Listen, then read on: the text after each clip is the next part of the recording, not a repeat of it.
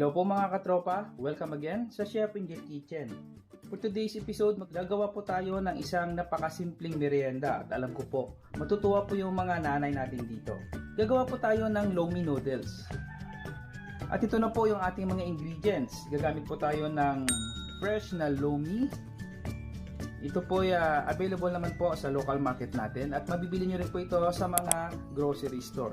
So kayo na pong bahala kung ano pong brand yung gusto nyo pong gamitin. At gagamitin po tayo ng mga sumusunod na mga ingredients. Gagamit po tayo ng chicken leg. Ito po yung gagamitin natin. Pakukuluan natin ito at gagawin po natin soup stocks. Gagamit po tayo ng pork. Hiniwa ko lang po ito ng maninipis na pahaba. At gagamit po tayo ng chicken liver. Pwede rin po kayo gumamit ng pork liver for this recipe. At gagamitin po tayo ng squid ball. Pwede rin po kayo gumamit ng fish ball para medyo po mas mura. At gagamitin po tayo ng sliced onion, minced garlic. Gagamit po tayo ng itlog. Ito po gagawin natin mamaya na pang toppings or pang palapot sa ating sabaw. Celery. Ito po ay pang garnish natin. Bell pepper. Gagamit po tayo ng scallion or spring onion. Pang-garnish din po natin yan mamaya sa ating sabaw. At gagamitin po tayo ng julienne cut na carrots. At gagamit po tayo ng sliced na cabbage o repolyo. Gagamitin po tayo ng bouillon cube, shrimp flavor. This is an optional ingredients. Pwede po kayo gumamit nito pero pag gusto nyo pong mas masarap ay gumamit po kayo ng bouillon cube. Gagamitin po tayo ng black ground pepper. At gagamit po tayo ng slurry. Yan po ipinaghalo ko pong tubig at cornstarch. Yan din po ay gagawin natin as thickening or pampalapot mamaya sa ating lomi. At gagamitin po tayo ng oyster sauce. At gagamit tayo ng toyo. So let's proceed na po mga katropa at magluluto na po tayo. So first, magpakulo lang po tayo ng tubig. This is about 2 liters po. So you can add kung kulang pa po. Makikita nyo naman pag medyo kulang siya ng liquid, pwede pa po kayo magdagdag dito. So ilagay po natin yung ating chicken leg. Maglagay po tayo ng konting asin para makulo na po siya ng konting flavor. Okay? So pakukuluan po natin ito, hintayin po natin na lumambot para matanggal po natin yung laman sa kanyang luto. Okay, so takpan po natin and hintayin po natin hanggang lumambot po yan. So mga katropa, habang nagpapalambot po tayo ng ating chicken legs, lutuin po muna natin yung ating squid ball.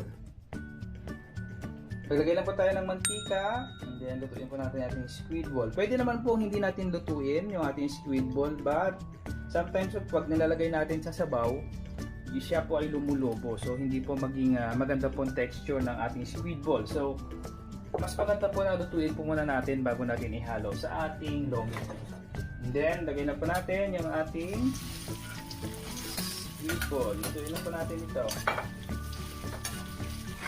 So I think mga katropa, pwede na po natin itong itabi. I-drain po muna natin ito. And then i-reserve po natin yung mantika. Gagamitin po natin yan mamaya sa pagigisa. So bawasan na po natin dahil medyo marami po tayong gamit na mantika.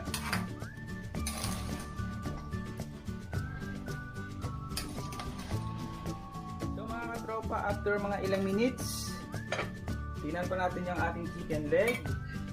So I think po ito ay malambot na. Check natin. So malambot na po. Tanggalin po natin ito sa ating tubig na pinaglagaan and then palamigin po natin at hihimayin po natin. Diyan na po tayo ng konting mantika sa ating kawali. Sukay po natin. Maglagay po tayo ng garlic.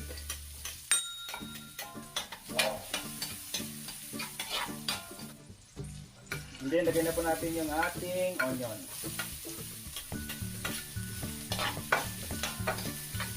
Pasensya na po kayo sa maingay po yung aking aso dahil marami po akong aso dito sa bahay. Dog lover po kasi tayo mga katropa. And then after na mag-translucent na po yung ating ginigisa, ilagay na po natin yung ating pork. Okay?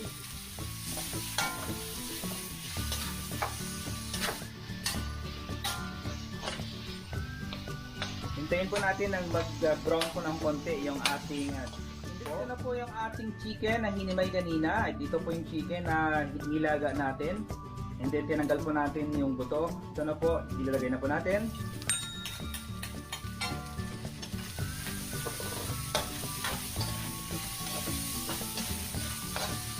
Maglagay po tayo ng black ground pepper.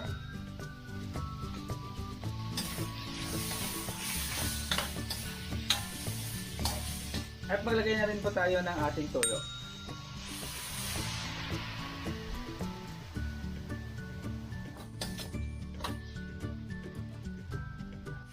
And then, ilagay na po natin yung ating oyster sauce.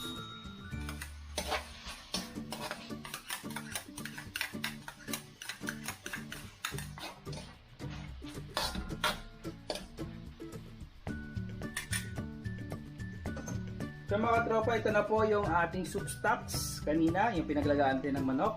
Ilagay na po natin dito. So pakuluin na po natin ito para ilagay na po natin yung ating lomi noodles. So again, kung sa tingin nyo po na medyo matutuyo po yung inyong lomi, pwede po kayong magdagdag ng liquid dito. Pwede po kayong magdagdag ng tubig.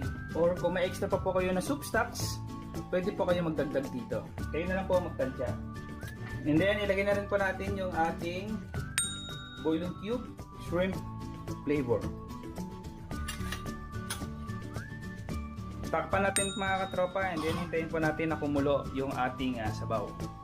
So mga katropa, after po, nakumulo na po yung ating soup, ilagay na po natin yung ating lomi noodles. So ito po yung aking hinugasan dahil pag hindi po natin ito hinugasan, sometimes malanis po ang kinakalabasan kasi mayroon po siyang sometimes parami po siyang oil sa loob.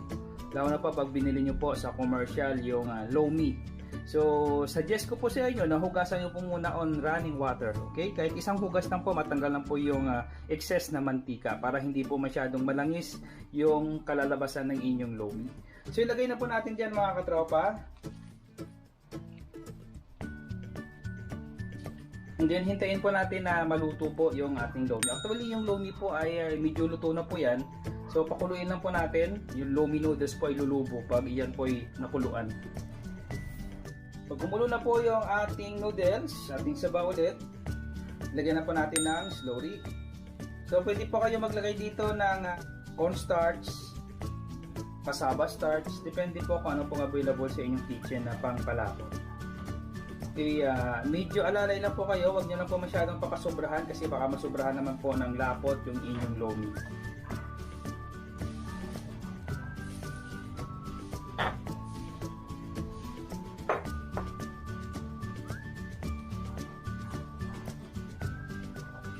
And then nilagay na po natin yung ating vegetables. Unahin po natin yung ating carrots. And then sunod na po natin yung ating bell pepper.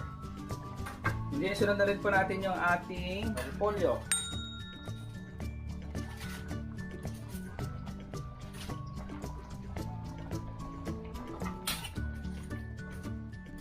At ilagay na rin natin yung ating celery. Pampabango. So, hintayin po natin na mainit po yung ating sabaw bago po natin ilagay yung ating itlog. And then, ilagay po natin ng dahan-dahan. So, habang nag-i-stir po kayo, ilagay po natin yung ating itlog, okay?